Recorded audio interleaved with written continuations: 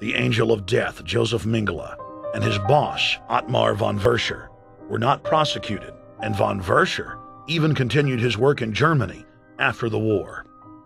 Eugenicists were angry that their great work had been exposed. They then scrambled to camouflage their agenda. Eugenics Quarterly became Social Biology. The American Birth Control League became Planned Parenthood. New terms like transhumanism, population control, sustainability, conservation, and environmentalism replaced racial hygiene and social Darwinism. Many eugenicists of the previous period engaged in what they called crypto-eugenics. Purposefully taking their eugenics beliefs underground, they became highly respected anthropologists, biologists, and geneticists in the post-war world.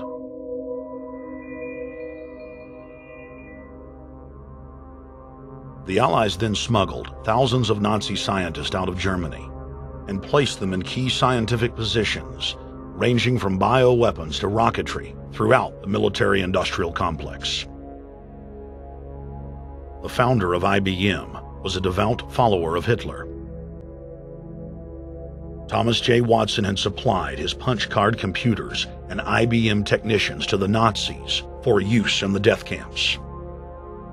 Tattoos on camp victims were IBM human identification numbers, which fed into the computers. IBM had used similar punch card systems as early as 1928 in a Jamaican race mixing study. The first real computers were literally invented by a eugenicist for eugenics. UN chieftain and unrepentant eugenicist Julian Huxley argued that since the leaders of eugenics had founded the environmental and conservation movements, that they should be used as vehicles in the formation of a world government. Just as H.G. Wells had envisioned, this government would be controlled by a scientific dictatorship and would be guided by the principles of eugenics. Huxley created the World Wildlife Fund with Bilderberg founder and former SS officer Prince Bernhard of the Netherlands and Prince Philip of England. In the event that I am reincarnated, I would like to return as a deadly virus in order to contribute something to solve overpopulation. Prince Philip, reported by Deutsche Presse-Agentur DPA, August 1988. Aldous Huxley, author of Brave New World and brother of Julian Huxley, gave a speech at Berkeley in 1962, shortly before his death. He admitted that his best-selling book, Brave New World, written in 1932, was based not on fiction, but on what the elite were actually planning to implement. And here I would like briefly to compare the parable of Brave New World with another parable which was put forth more recently in George Orwell's book 1984. I'm inclined to think that the scientific dictatorships of the future, and I think there are going to be scientific dictatorships in many parts of the world, will be probably a good deal nearer to the Brave New World pattern than to the 1984 pattern. They will be a good deal nearer, not because of any humanitarian qualms in the scientific dictators, but simply because the Brave New World pattern is probably a good deal more efficient than the other. That if you can get people to consent to the state of affairs in which they are living, the state of servitude, the state of being, well, it seems to me that the nature of the ultimate revolution with which we are now faced is precisely this, that we are in process of developing a whole series of techniques which will enable the controlling oligarchy, who have always existed and presumably always will exist, to get people actually to love their servitude. People can be made to enjoy a state of affairs which, by any decent standard, they ought not to enjoy. And these methods, I think, are a real refinement on the older methods of terror, because they combine methods of terror with methods of acceptance. But then there are various other methods which one can think of. There is, for example, the pharmacological method. This was one of the things I talked about in Brave New World. And the result would be that, you can imagine a euphoric which would make people thoroughly happy even in the most abominable circumstances. These things are possible.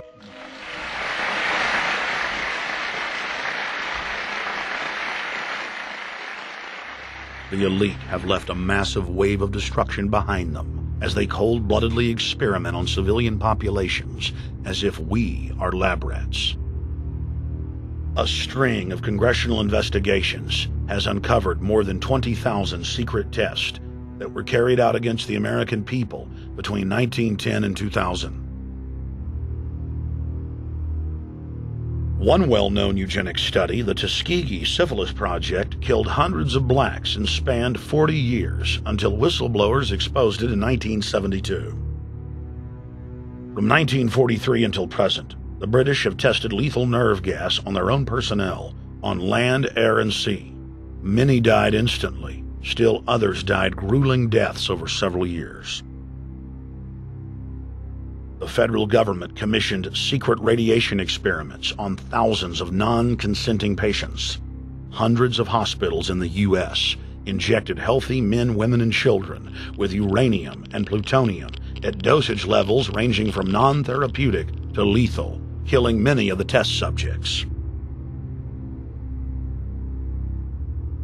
Pregnant wives of GIs were given vitamins by base doctors that actually consisted of highly radioactive uranium-239 and plutonium-241, resulting in violent miscarriages and the death of the mothers.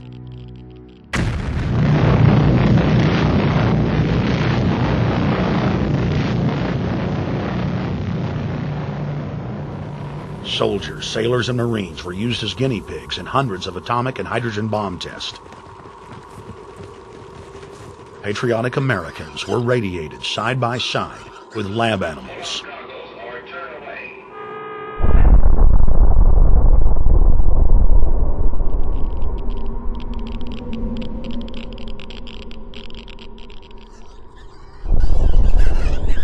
Pilots were forced to repeatedly fly through mushroom clouds of DNA-destroying radiation.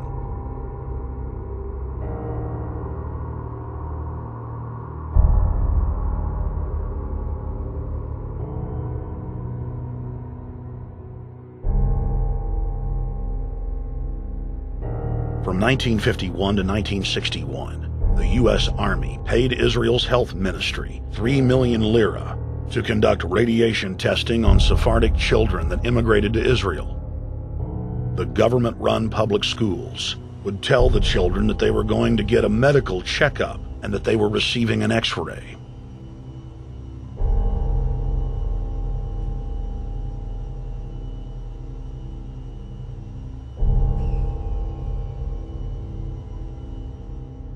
The Pentagon had already radiated more than 4,000 institutionalized children in the United States, many of which had died.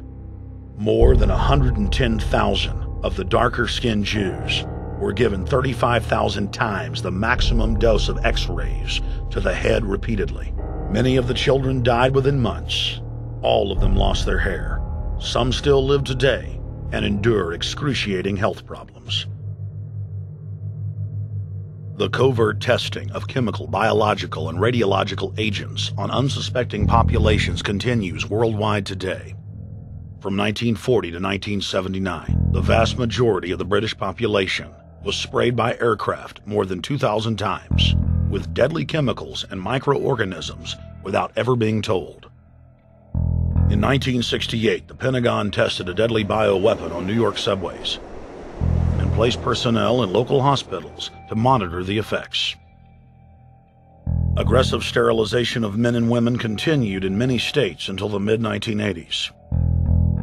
The United States and England are currently testing pesticides and highly toxic experimental drugs on tens of thousands of healthy foster children.